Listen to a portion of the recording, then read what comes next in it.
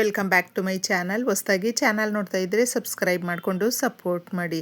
ವಾರಾಹಿ ದೇವಿಯ ಆಶೀರ್ವಾದ ಎಲ್ಲರ ಮೇಲೂ ಇರಲಿ ಅಂತ ವಿಡಿಯೋ ಪ್ರಾರಂಭ ಮಾಡ್ತಾ ಇದ್ದೀನಿ. ಡಿಸೆಂಬರ್ 19ನೇ ತಾರೀಕು ಶುಕ್ರವಾರ ನಮಗೆ ಅಮಾವಾಸ್ಯೆ ಬಂದಿದೆ. ಶುಕ್ರ ಅಮಾವಾಸ್ಯೆ ಅಂತ ಹೇಳ್ತೀವಿ. ಈ ರೀತಿ ಶುಕ್ರವಾರದ ದಿನ ಅಮಾವಾಸ್ಯೆ ಬರುವಂಥದ್ದು ಕೂಡ ನಮ್ಮ ಸಮಸ್ಯೆಗಳು ಒಂದು ರೀತಿಯಲ್ಲಿ ಹೋಗ್ಬಿಡುತ್ತೆ ಅನ್ನುವಂಥ ತುಂಬ ಶಕ್ತಿದಾಯಕವಾದ ಈ ದಿನವನ್ನು ನಾವು ಯಾವ ರೀತಿ ಬಳಸ್ಕೊಳ್ತೀವೋ ಅದ್ರ ಮೇಲೆ ಚೆನ್ನಾಗಿರುತ್ತೆ ಅಂತ ಹೇಳಬಹುದು. ಅಮಾವಾಸ್ಯೆ ಅಂದರೆ ಸಾಕಷ್ಟು ಜನ ಭಯಪಡ್ತಾರೆ. ಭಯಪಡುವಂಥ ಅವಶ್ಯಕತೆ ಇರೋದಿಲ್ಲ ಸ್ನೇಹಿತರೆ. ಯಾಕಂದರೆ ಎಲ್ಲ ರೀತಿಯಲ್ಲೂ ಎಲ್ಲ ಜಾಗದಲ್ಲೂ ಕೂಡ ನಮಗೆ ಒಳ್ಳೆಯದು ಅನ್ನೋದು ಇರುತ್ತೆ, ಅದರ ಜೊತೆ ಕೆಟ್ಟದ್ದು ಇರುತ್ತೆ. ಆದರೆ ಸಾಕಷ್ಟು ಜನ ಕೆಟ್ಟದ್ದೇ ಆಗಿಬಿಡುತ್ತೆ ಅನ್ನುವಂಥ ರೀತಿಯಲ್ಲಿರ್ತಾರೆ.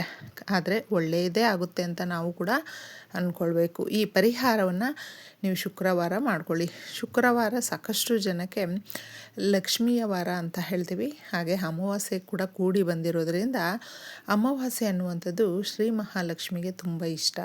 ನಿಮ್ಮ ಶಕ್ತಿಯ ಅನುಸಾರ ನೀವು ಯಾವ ರೀತಿ ಮನೆಯಲ್ಲಿ ಸರಳ ವಿಧಾನದಲ್ಲಿ ಪೂಜೆ ಮಾಡ್ಕೊಳ್ತೀರೋ ಅದೇ ಥರನೇ ಮಾಡ್ಕೊಳ್ಳಿ. ಸಾಧ್ಯ ಆದರೆ ನೀವು ಪೋಮೊಗ್ರಾನೇಟ್ ದಾಳಂಬ್ರಿ ಹಣ್ಣನ್ನು ಬಿಡಿಸಿದ್ದೇ ಒಂದು ಬೌಲಲ್ಲಿ ಹಾಕಿ ಲಕ್ಷ್ಮೀ ದೇವಿಗೆ ಈ ದಿನ ನೀವು ಇಟ್ಟಾಗ ಇಷ್ಟಾರ್ಥಗಳು ನೆರವೇರುತ್ತೆ. ಇದ್ದರೆ ಇಡಿ, ಇಲ್ಲ ಅಂದರೆ ತೊಂದರೆ ಇಲ್ಲ, ತಲೆ ಕೆಡಿಸ್ಕೊಳ್ಳೋದಕ್ಕೆ ಹೋಗ್ಬೇಡಿ. ನಿಮ್ಮ ಕೈಯಲ್ಲಿ ಏನು ಸಾಧ್ಯ ಆಗುತ್ತೋ ಅದನ್ನು ಒಂದು ನೈವೇದ್ಯವಾಗಿ ತಾಯಿಗೆ ಇಡಬಹುದು. ಅಮಾವಾಸ್ಯೆ ಬಂದಾಗ ಕೆಲವೊಂದು ವಸ್ತುಗಳನ್ನು ಮನೆಗೆ ತಗೊಂಡು ಬರಬಾರ್ದು, ಆದರೆ ಕೆಲವೊಂದು ವಸ್ತುಗಳನ್ನು ಮನೆಗೆ ತಗೊಂಡು ಬರಬಹುದು. ಈ ಕಬ್ಬಿಣದ ವಸ್ತುಗಳು ಅಥವಾ ಫರ್ನಿಚರು, ಎಣ್ಣೆ ಐಟಮ್ಸು, ಇದೆಲ್ಲವೂ ಕೂಡ ಹೊಸ ಬಟ್ಟೆಗಳು ಅಥವಾ ಕಪ್ಪು ಬಟ್ಟೆಗಳು, ಚಪ್ಪಲಿ, ಇದನ್ನೆಲ್ಲವೂ ಕೂಡ ಯಾವುದೇ ಕಾರಣಕ್ಕೂ ಅಷ್ಟೇ ಮನೆಗೆ ತಗೊಂಡು ಬರಬೇಡಿ. ಇನ್ನು ಉಪ್ಪು ತಗೊಂಡು ಬರಬಹುದು, ಹಾಗೂ ನೀವು ಅರಿಶಿಣವನ್ನು ತಗೊಂಡು ಬರಬಹುದು. ಇನ್ನು ಮುಖ್ಯವಾಗಿ ಹೇಳಬೇಕು ಅಂದರೆ ಲಕ್ಷ್ಮೀ ದೇವಿಗೆ ತುಂಬ ಇಷ್ಟವಾಗಿರುವಂಥ ಸಕ್ಕರೆಯನ್ನು ಕೂಡ ತಗೊಂಡು ಬರಬಹುದು, ಬೆಲ್ಲ ತಗೊಂಡು ಬರಬಹುದು, ಚಕ್ಕೆಯನ್ನು, ಸಿನಾಮೆನ್ ಚಕ್ಕೆಯನ್ನು ತಗೊಂಡು ಬರಬಹುದು, ಕಾಳು ಮೆಣಸನ್ನು ತಗೊಂಡು ಬರಬಹುದು. ಈ ರೀತಿ ತಗೊಂಡು ಬಂದಾಗ ಅದನ್ನು ನಾವು ಒಂದು ಸ್ವಲ್ಪ ಹೊತ್ತು ಇಟ್ಟು ತದನಂತರ ಬಳಸ್ಕೊಳ್ಳೋದ್ರಿಂದ ನಮ್ಮ ಮನೆಯಲ್ಲಿ ಶ್ರೀ ಮಹಾಲಕ್ಷ್ಮಿ ನೆಲೆಸ್ತಾಳೆ ಸ್ನೇಹಿತರೆ. ಈ ದಿನ ಮಾಡಿಕೊಳ್ಳುವಂಥ ತುಂಬ ಸರಳ ವಿಧಾನದಲ್ಲೇ ರಾತ್ರಿ ಮಾಡಿಕೊಳ್ಳುವಂಥ ಪರಿಹಾರ. ಯಾವುದಕ್ಕೂ ಕೂಡ ಇಲ್ಲಿ ನಾವು ಖರ್ಚು ಮಾಡಬೇಕು ಅಂತಿಲ್ಲ. ಯಜ್ಞ ಯಾಗಗಳು, ದೊಡ್ಡ ದೊಡ್ಡ ಪೂಜೆಗಳು ಮಾಡಿಕೊಂಡಾಗ ಸಮಸ್ಯೆಗಳು ಬಗೆಹರಿಯುತ್ತೆ. ಈ ಸಣ್ಣ ಪರಿಹಾರಗಳು ಮಾಡಿಕೊಂಡಾಗ ನಮ್ಗೆ ಬಗೆಹರಿಯಲ್ಲ ಅನ್ನುವಂಥ ಏನಾದರೂ ನಿಮಗೆ ಆ ರೀತಿ ಆಲೋಚನೆಗಳಿದ್ದರೆ ಅದನ್ನು ಫಸ್ಟು ಪಕ್ಕಕ್ಕಿಟ್ಬಿಡಿ, ತೆಗೆದುಬಿಡಿ. ಯಾಕಂದರೆ ಒಬ್ಬ ಮನುಷ್ಯನಿಗೆ ಎಷ್ಟೇ ದೊಡ್ಡ ಸಮಸ್ಯೆ ಬಂದರೂ ಕೂಡ ಪರಿಹಾರ ಅನ್ನುವಂಥದ್ದು ಸಣ್ಣದರಲ್ಲೇ ಇರುತ್ತೆ. ಆದರೆ ಅದನ್ನು ನಾವು ಯಾವ ರೀತಿ ರಿಸೀವ್ ಮಾಡ್ಕೊಳ್ತಾ ಇರ್ತೀವಿ, ನಮ್ಮ ಆಲೋಚನಾ ದೃಷ್ಟಿಕೋನ ಯಾವ ರೀತಿ ಇರುತ್ತೆ ಅನ್ನೋದ್ರ ಮೇಲೆ ನಿಂತಿರುತ್ತೆ.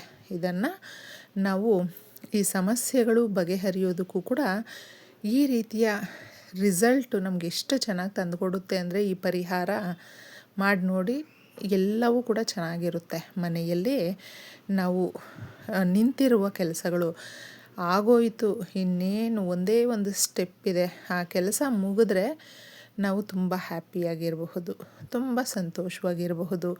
ದುಡ್ಡು ಕಾಸಲ್ಲಿ ನಮಗೆ ತುಂಬ ಗಟ್ಟಿಯಾಗ್ತೀವಿ. ಫಿನಾನ್ಷಿಯಲಿ ನಾವು ಫಿಟ್ಟಾಗಿದ್ದಾಗ ನಮಗೆ ಧೈರ್ಯ ಬರುತ್ತೆ. ಯಾಕಂದರೆ ಮನುಷ್ಯನಿಗೆ ಸಾಕಷ್ಟು ಸಮಸ್ಯೆಗಳು ಬರ್ತಾ ಇರುವಂಥದ್ದು, ಅಥವಾ ಒಬ್ಬ ಮನುಷ್ಯನಿಗೆ ನಿತ್ಯದ ಬದುಕಿನಲ್ಲಿ ಎಲ್ಲವನ್ನೂ ಕೂಡ ಕೊಂಡುಕೊಳ್ಬೇಕು ನಾವು. ಆದ ಕಾರಣ ಹಣ ಅನ್ನುವಂಥದ್ದು ಬಹಳ ಮುಖ್ಯ ಸ್ನೇಹಿತರೆ. ಈ ಪೂಜೆ ಪರಿಹಾರಗಳನ್ನು ನಾವು ಮಾಡಿಕೊಳ್ಳುವಂಥದ್ದು ಭರವಸೆ, ಭಗವಂತನಿಗೆ ಹತ್ತಿರ ಆಗುವಂಥದ್ದು, ಹಾಗೆ ನಮ್ಮ ಮನಸ್ಥಿತಿಯನ್ನು ಬದಲಾಯಿಸ್ಕೊಂಡು ನಾವು ಒಳ್ಳೆ ರೀತಿಯಲ್ಲಿ ನಡೆಯೋದಕ್ಕೂ ಕೂಡ ಇದು ಸಹಾಯ ಮಾಡುತ್ತೆ. ಏನೇ ಮಾಡಬೇಕು ಅಂದರೂ ಕೂಡ ಫಸ್ಟು ನಮ್ಮ ಮನಸ್ಸಲ್ಲಿ ನಾವು ಯೋಚನೆ ಮಾಡಬೇಕು, ಬದಲಾಯಿಸ್ಕೊಳ್ಳುವಂಥ ಮನಸ್ಥಿತಿ ನಮ್ಮದಾಗಿರಬೇಕು. ಹಾಗೆ ದುಡ್ಡು ಕಾಸು ಅನ್ನುವಂಥದ್ದು ಯಾವುದೇ ರೀತಿಯಲ್ಲೂ ಕೂಡ ಅದೃಷ್ಟ ಅಂತ ತಂದುಕೊಟ್ಟು ಬಿಡೋದಿಲ್ಲ. ನಾವು ಕಷ್ಟಪಟ್ಟು ದುಡಿಬೇಕು. ಹಾಗೆ ಅದರ ಜೊತೆ ನಾವು ಮಾಡುವಂಥ ಈ ರೀತಿಯ ಪರಿಹಾರಗಳು ಕೂಡ ನಮ್ಮ ಕೈ ಹಿಡಿಯುತ್ತೆ ಅಂತ ಹೇಳಬಹುದು. ಯಾಕಂದರೆ ಈಗ ದುಡಿತಾ ಇದ್ದೀವಿ ಅಂತ ಹೇಳಿದ್ರೆ ನಿತ್ಯದ ಬದುಕಿನಲ್ಲಿ ನಾವು ಆದಷ್ಟು ಕಡಿಮೆ ಮಾಡಿಕೊಳ್ಬೇಕು ಖರ್ಚುಗಳನ್ನು.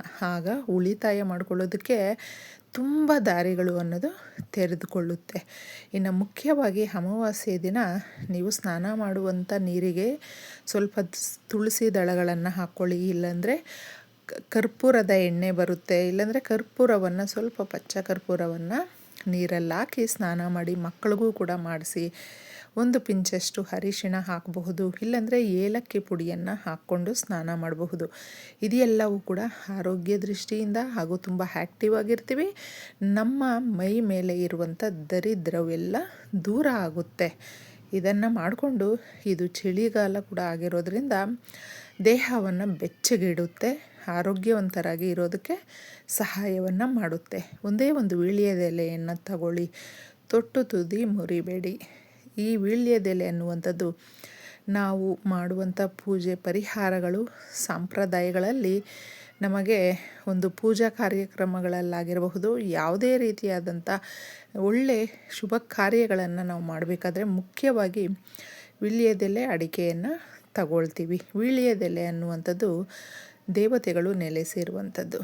ಅದಕ್ಕೋಸ್ಕರ ತೊಟ್ಟು ತುದಿಯನ್ನು ಮುರಿಯದೆ ಕ್ಲೀನಾಗಿ ಒಂದು ಪ್ಲೇಟಲ್ಲಿ ಇಟ್ಕೊಳ್ಳಿ. ಇಟ್ಬಿಟ್ಟು ಕಾಳು ಮೆಣಸನ್ನು ಇಡಬೇಕು. 5 ಕಾಳು ಮೆಣಸನ್ನು ಇಟ್ಟು ನಾವು ಕೇಳ್ಕೊಳ್ಬೇಕು, ನಮ್ಮ ಸಮಸ್ಯೆಗಳನ್ನು ಹೇಳ್ಕೊಳ್ಬೇಕು. ತದನಂತರ ಅದರ ಮೇಲೆ ಕರ್ಪೂರವನ್ನು ಇಡಬೇಕು. ಒಂದೊಂದು ಬಿಲ್ಲೆ ಕರ್ಪೂರವನ್ನು ಇಡಿ. ಈ ಪರಿಹಾರವನ್ನು ಎಲ್ಲಿ ಮಾಡ್ಕೊಳ್ಬೇಕು ಅಂದರೆ ಮನೆಯ ಹೊರಗಡೆ ಮಾಡ್ಕೊಳ್ಬೇಕು ಸ್ನೇಹಿತರೆ. ಬಾಗಿಲು ತೆಗೆದಿರಿ, ಸಿಂಹದ್ವಾರವನ್ನು ಓಪನಲ್ಲೇ ಇಟ್ಟು ಕರ್ಪೂರದ ಬಿಲ್ಲೆಗಳನ್ನು ಇದರ ಮೇಲೆ ಇಟ್ಟಿದ್ದೆ ನೀವು ಹಚ್ಚಬೇಕು. ಹಚ್ಚಿ ಕೇಳ್ಕೊಳ್ಬೇಕು, ನಮ್ಮ ಮನೆಯಲ್ಲಿ ಈ ರೀತಿ ಸಮಸ್ಯೆಗಳಿದೆ, ಬಗೆಹರಿಸುವಂಥ ಮಾರ್ಗವನ್ನು ತೋರಿಸು. ಯಾವಾಗಲೂ ಅಷ್ಟೇ ಸ್ನೇಹಿತರೆ, ಏನೇ ಕಷ್ಟ ಬರಲಿ ನಾವು ದುಡಿಯುವುದನ್ನು ನಿಲ್ಲಿಸಲೇಬಾರ್ದು. ಹಾಗೆ ನಾವು ಯಾವ ರೀತಿ ಉಳಿತಾಯ ಮಾಡಬೇಕು ಅನ್ನುವಂಥದ್ದು ನಾವು ಪ್ಲ್ಯಾನ್ ಮಾಡ್ಕೊಳ್ಬೇಕು ಸ್ನೇಹಿತರೆ. ದಿನಕ್ಕೆ ಒಂದಷ್ಟಾದರೂ ನೀವು ಎತ್ತಿ ಪಕ್ಕಕ್ಕಿಟ್ಬಿಡಿ. ಒಂದು 5 ರೂಪಾಯಿ, 10 ರೂಪಾಯಿ, 20 ರೂಪಾಯಿ, 30, 50 ಈ ರೀತಿ ನಿಮ್ಮ ಶಕ್ತಿಯ ಅನುಸಾರ ಎಷ್ಟಿರುತ್ತೋ ಆ ರೀತಿ ಎತ್ತಿಡ್ತಾ ಬರ್ತಾಯಿದ್ರೆ ನಿಜವಾಗ್ಲೂ ದಾರಿಗಳು ತೆರೆದುಕೊಳ್ಳುತ್ತೆ. ಆಪರ್ಚುನಿಟಿ ಅನ್ನೋದು ಹುಡುಕೊಂಡು ಬರುತ್ತೆ. ದುಡ್ಡನ್ನು ನೀವು ಸೇವಿಂಗ್ ಮಾಡೋದಕ್ಕೆ ನಿಮಗೆ ಸಾಕಷ್ಟು ಐಡಿಯಾಸ್ ಬರುತ್ತೆ. ಇಷ್ಟನ್ನು ಮಾಡ್ಕೊಳ್ತಾ, ಯಾಕಂದರೆ ಇದೆಲ್ಲವೂ ಕಡಿಮೆ ಅಮೌಂಟು ಅಂತ ಗೊತ್ತಾಗುತ್ತೆ, ಆದರೆ ಒಂದು ದಿನ ಅದು ಜಾಸ್ತಿ ಆಗುತ್ತೆ. ಈ ರೀತಿ ನಾವು ಅಭ್ಯಾಸ ಮಾಡ್ಕೊಳ್ತಾ ಈ ಪರಿಹಾರವನ್ನು ಮಾಡಿಕೊಂಡಾಗ ಒಳ್ಳೆ ರೀತಿಯ ಲಾಭ ಅನ್ನೋದು ನಮ್ಗೆ ಬರುತ್ತೆ. ಇಷ್ಟನ್ನು ಮಾಡಿಕೊಂಡು ತದನಂತರ ಅದನ್ನು ನೀವು ಗಿಡಗಳ ಕೆಳಗಡೆ ಹಾಕಿಬಿಡಬೇಕು.